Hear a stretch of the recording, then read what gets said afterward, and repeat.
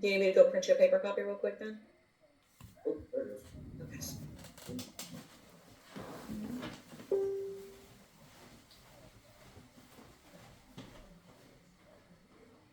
Let me get started just 1 second.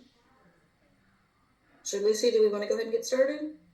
Yep, I can call us to order with quorum confirmed at 2 p.m. Okay, thank you. We'll start with welcome and introductions. My name is Jen Northington. I'm with CIA Services. I am filling in for Laura Tate, who is out on leave this month. Board, would you like to introduce yourselves? Oh, I'm Mackenzie Kidding Olivier. I am Lucy's assistant. And I'm Lucy Robertson, President, and I work for Area Development. Finn Baum with Area Development, Vice President for Board. Bridget's the brand with Area Development and Treasurer. Artavia. I'm Ashlyn Parker. I'm Lifestyle Director at Artavia with Treasurer Lifestyle Management. Joe, do you want to go next? Yeah, I mean, if I can share a picture. Joe Greer, board member. Marvelous. Danielle, you're muted still. Thanks. Danielle Perez, resident board member, North Village. All right. Thank you all. With that, we'll jump straight into the community council report. Ashlyn and Joni, would y'all like to take it over? Yes, absolutely. I'd love to give a little recap on what we had going on this weekend in Artavia. We had our Refresh and Renew event for our lifestyle events. This was a wellness-focused event where we had community clubs come out. We had some class instructor Sean came out from Taekwondo. We had some Epsom salt mixing. It was an event focused on wellness, just coming and getting centered, refreshing yourself before the big dinner. And then this month upcoming, tomorrow morning we actually have Fitness 101, and this is a fitness class. It's really an open house sort of thing where you can come to the gym if you have any questions between 10 and 12 tomorrow. Stop by. We will have a personal trainer on site to help answer those questions. This can be about your fitness goals. This can be about demoing the equipment. So someone who is an expert in this field will be on site to help you with these questions. That is the point. So tomorrow from 10 to 12, stop by if you're interested. This Thursday, we have Dine and Dash. We have Crazy Asian on Wheels coming back there. A Korean, Asian-inspired food truck. Really good food. Definitely recommend stopping by. And then this Saturday, ahead of Super Bowl Sunday, we have Kicking It at Dapple Park. This is a football-themed event where we're going to have some fun activities, some fun little goodies for you to take home, but just kind of a nice little general hangout with your neighbors. I know that Sunday, a lot of people are going to be busy, so I figured I'd get you guys together on Saturday before. Next Thursday, we have Table for Two. This is a special dinner, and I encourage you to look into it. If you have someone special that you're hoping to grab dinner with, look at Table for Two. That's going to be a good opportunity to do so.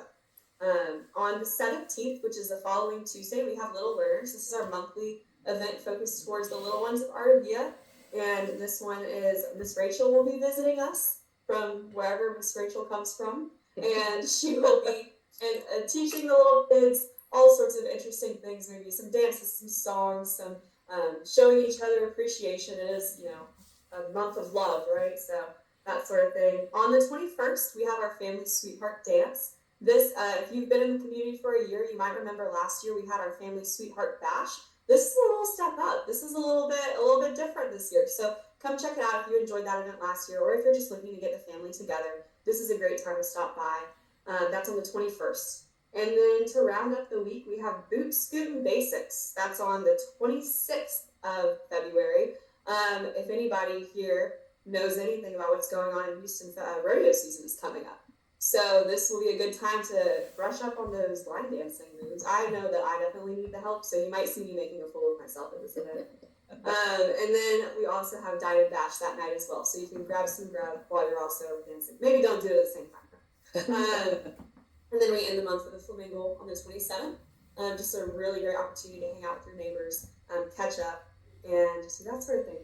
We have some events for March as well. The March calendar has been posted. I'm not going to go into too much detail about them now. But you can look on Facebook. You can find all these events on Simply Artavia. You can find them on Ticket Leap, and the March events are on Facebook, so you can start planning around those. And with that, I'm going to pass it off to Joni. Thank you. As the activities director, I handle classes, clubs, and amenity access.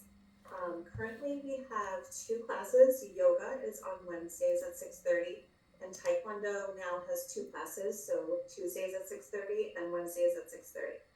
Wednesdays, yoga is in the dorm room, and Taekwondo is in the gathering space.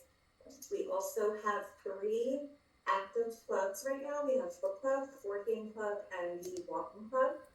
If you have any questions about classes, clubs, if you want to start a club, or just have any general questions about amenity access, come on down to the lifestyle office, and we are always happy to help. Perfect. Thank you, ladies. Board, did you have any questions for Joni or Ashley? No, but just as a reminder, my always reminder, which is that the events and activities and everything that you just heard about is organised by the Community Council, which is a separate standalone organisation to the HOAs and the Master Association and the villages. Perfect. All right. Well, board, with that, we'll move on to our next item, which is going to be on page 5. That's going to be the meeting minutes from our December 15th meeting. Did anybody have any questions or corrections for those minutes? I will make a motion to approve the minutes as presented. Okay. Board, anyone opposed? Wonderful. Motion carries. Next item will be our facilities update from the Master Maintenance Association. The splash pad and play area were winterized for the season. We did do some freeze prep, obviously, coming up into that to help minimize damage as much as we could. At Dapple Park, the building, the holiday decorations were removed. At the Fit Center, we have the monthly inspections going on with repairs as needed.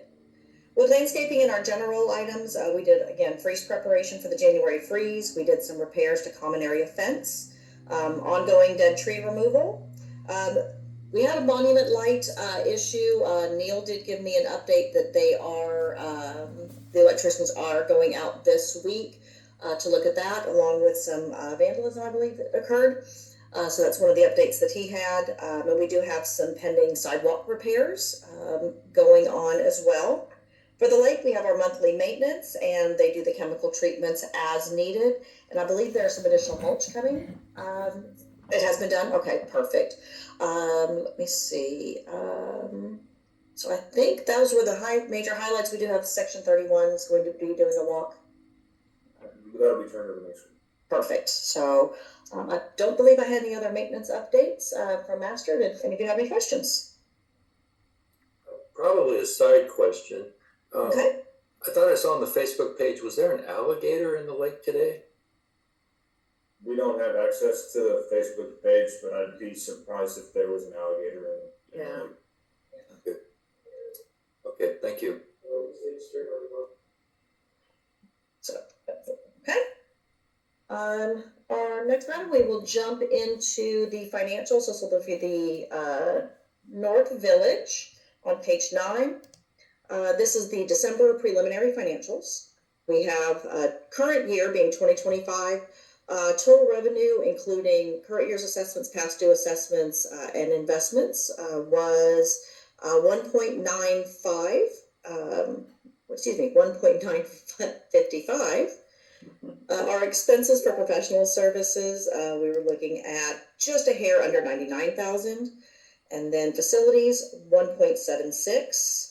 And our administrative costs were about $62,000. So overall, that put us at 98% of our budgeted expenses, with a year total of expenses versus our income. And just as a reminder, those facilities payments are the assessments to the Master Association and the Community Council. Correct. Yes, ma'am. Thank you. I didn't even mean to skip right over that. I'm so sorry. Thank you, Lucy. Okay. Haven't had enough coffee yet. It's already 2 o'clock. 98% of budget, that is impressive. Or It is. Is it normally that close? Yes. It is. The north, the villages are kind of easier to get to target, because the majority of what the villages are spending are the assessments that go to the predetermined assessments that go to the Master Maintenance Association for the maintenance of all of the common areas and facilities, and then the small amount that goes to the community council, which is that's where Joni and Ashlyn were just talking about events and activities and such.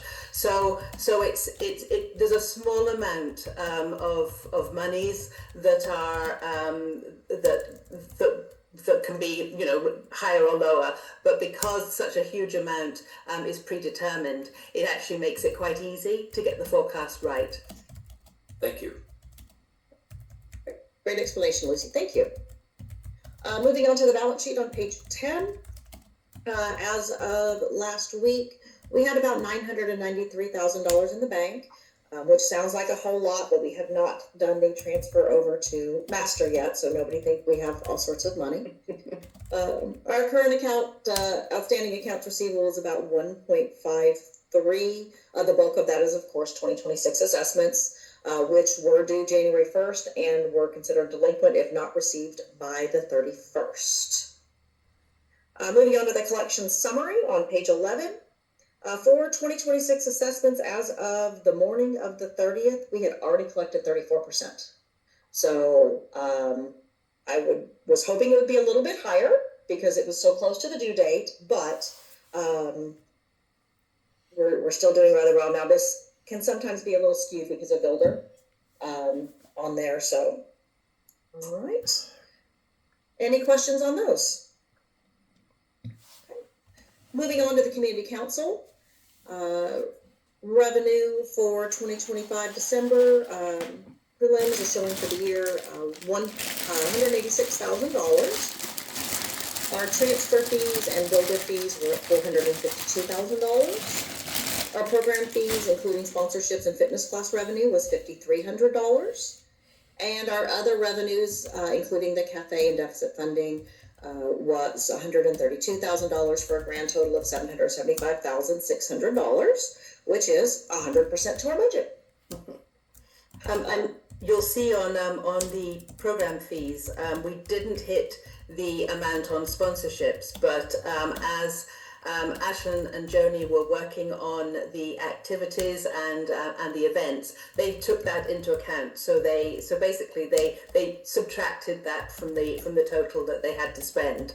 But Ashlyn is working on sponsorships for 2026 and is talking with local businesses and also the builders. All right. For expenses, staffing was $265,000. Our professional services were just under $149,000.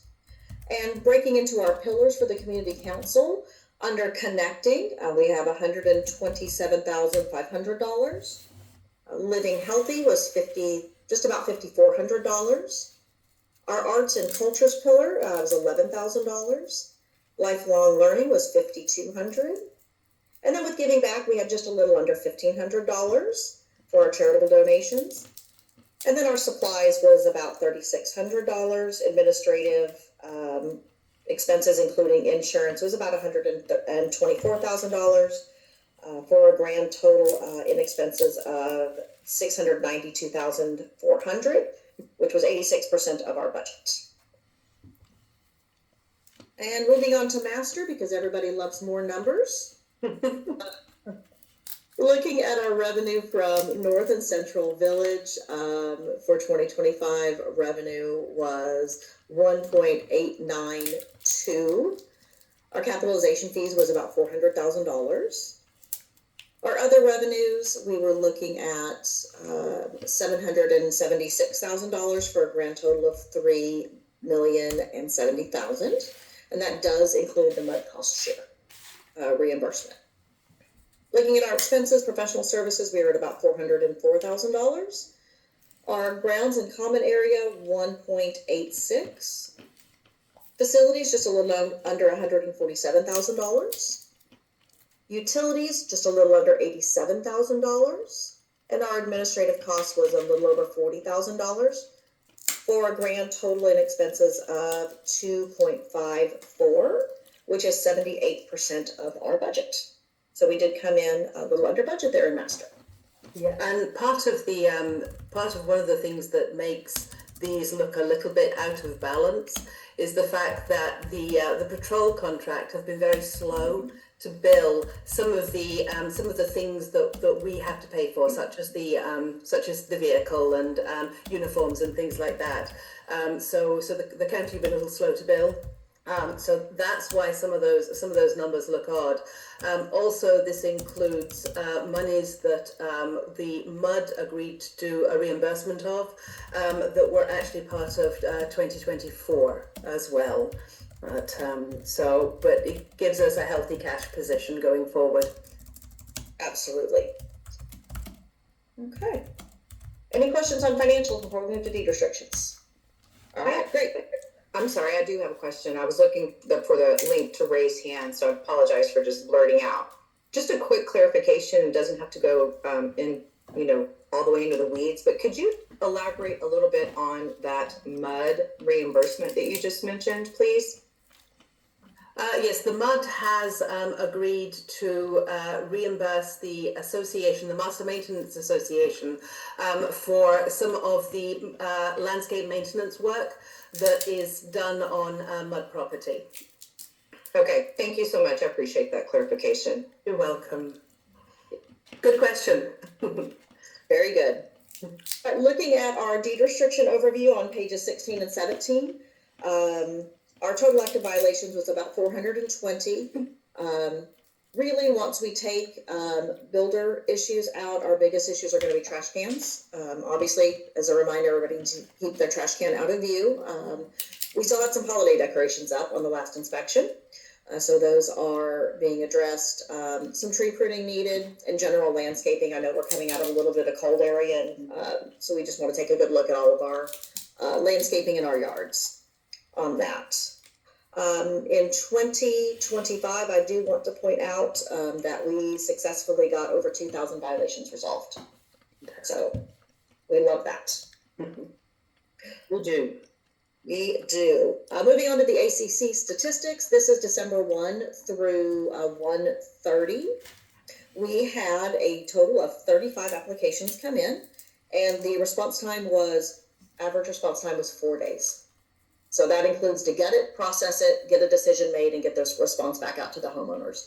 We had a lot of, now that we have to bear in mind that does include new homes, but we did have quite a few driveways and walkways requests come in. So seeing some changes there.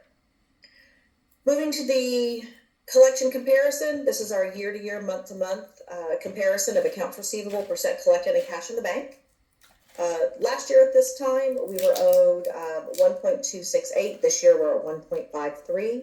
We were only 96% collected in 2024 in December. We're at 98 this year. So good job. And cash in the bank, we've got about $180,000 more than we did last year. So trending positively there. Good. Any questions? Okay. Nope. Perfect. All right, that will take us into the development update. Ben or Lucy, would you like to? Yep, pretty short update. So I'm sure many of y'all have seen, they've been working on the main entry sign at Artavia Parkway and FM 1314. Letters for the community have been going up today. Hope to get most of the structure up, painted, letters up, all that later this week, and the landscaping to start next week. You'll also see at the park, one of the swings that was installed last year, the incorrect legs were delivered. That we wanted to have access to the spring and summer and fall. They're coming back now to install the correct legs. It should take them a couple, 3 days. That one swing set won't be usable, but otherwise everything else is still open for play. That's about it. Pretty short update. Perfect. Thanks, Ben. Anybody have any questions on that? Okay. All right. With that, we will come into our open forum. This is an opportunity for homeowners to ask questions. I just want to put a little caveat out there. For everybody's privacy, we're not going to take any questions that are directly related to your home or your property about collections or deed restrictions. If you have any questions, please reach out to our office so we can handle those for you one-on-one and give you some detailed information. Did anybody have any questions for the board? Yeah, just one. What's the timeline, or do y'all know of the timeline to open up the entrance that will hit Old Houston? We don't know currently. No.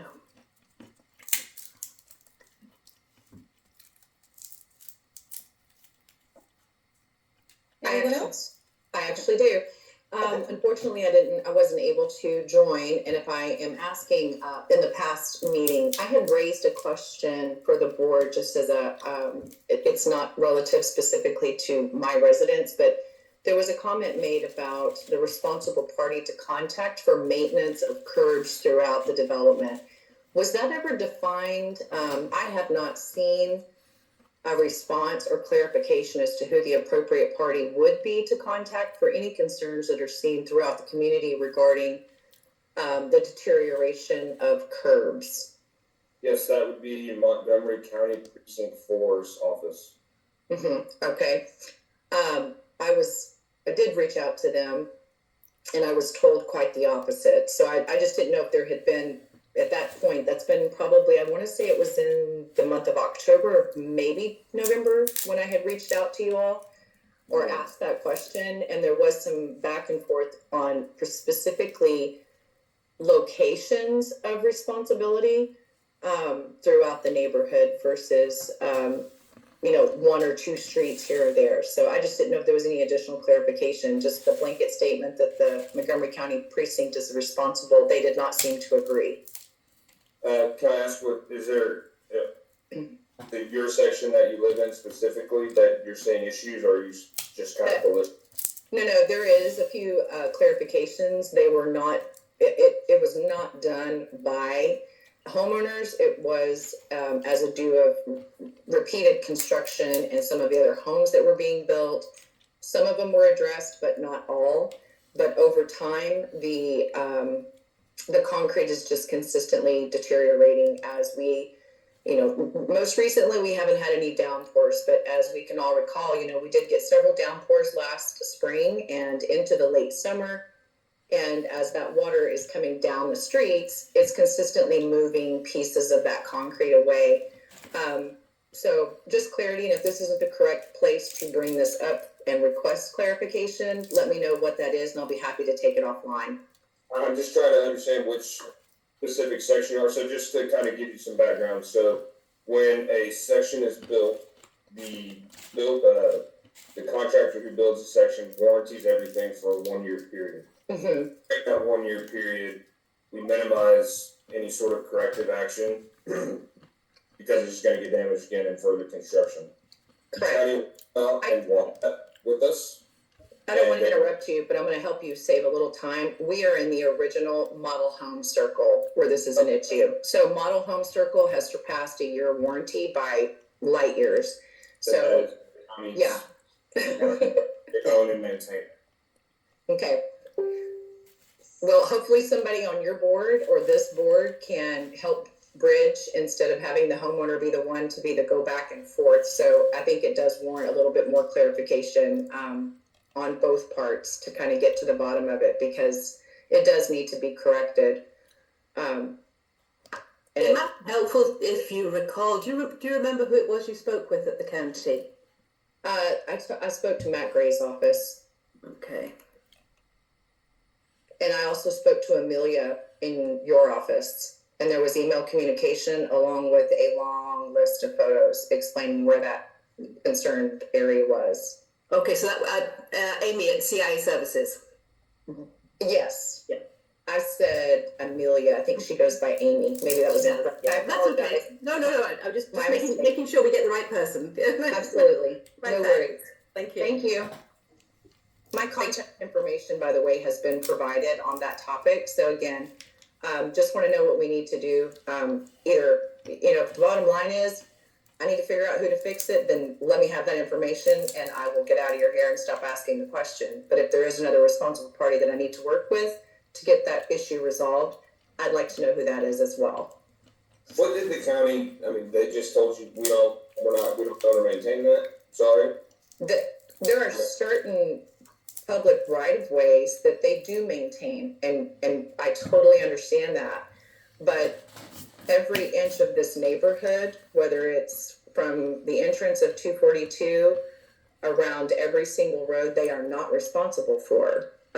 There is somewhat of a disconnect where that comprehension is not shared on each of your entity versus their entity. So I hear what you're saying, and I think maybe you're just getting bad information from somebody at their office, but they do, and once it's been turned over to them, everything excluding the right of way, out on the FM roads, which is TxDOT, it is all county road, which is owned and maintained by Montgomery County.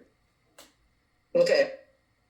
I hear what you're saying, and I'll take note of it, and I have no problem making another call. I've worked with them for many, many years and very familiar with all of those terms and responsible parties. So this isn't probably the best place to resolve it. At least you're aware of it, and I appreciate y'all's support to work through it. Great. Thank you. Thanks, Rachel. Anybody else have any questions? I just had one quick one. You guys mentioned you were 34% of our assessment dues. To me, that seems really low. Where were we this time last year? Well, it was in January. It's a little skewed because I don't have numbers for what came in on Friday. We were at 57% last year in January. There's always a huge spike on the last day of January when a lot of people wait until the last day to pay. I understand. I don't put my not till like 30th, so I get that in December. Yeah. Yeah, it's very common. That's the downside of how this meeting happened to fall, was knowing that we had to run this report early in the day on Friday in order to get it to the board. So I would venture a guess that it has jumped significantly by the end of the day Friday. Thank you. That's a good question, Rick. Hey team, I have two questions. I told a few neighbors I'd check on this. Have you received any reports that the Brevo app is not working up for the gym? No, we haven't. But Joni and Ashlyn may have. Is this something you're aware of? Yes, this weekend there was a report about it. It was Brevo scheduled from last weekend over into this weekend, but it is resolved. Okay. Okay, I'll let them know because we had a few reports from this morning. Oh, really? Oh, Yeah, that's why I was wanted to flag to you. But I'll touch base and I'll shoot you an email if we hear anything else. Okay, Yeah, please do. Danielle, let anybody who's having issues with their Brevo make sure that they because it may be there are all sorts of like other things that could happen other than kind of Brevo software or something like that. Sometimes it can be something. Be something technical like Lucy's To do with doing. it. So if people have an issue, have them get in contact with the office. Okay. For sure. Awesome. Was that all, Danielle? Do you have another one? Jen, you mentioned something about vandalism in the neighborhood. Are you able to provide some more info on that, or was it anything? Just at one of the entry signs as you're coming west to east on 242, I'm assuming kids were tearing at some of the electrical stuff. So we had a contractor out. They've got the components, just waiting for them to get us a price to fix it. Is that why the monument light was out, or that's separate? Yeah, that's why the light was out under one of the smaller walls. Cool. That's all I had. Thanks. Is there anyone else?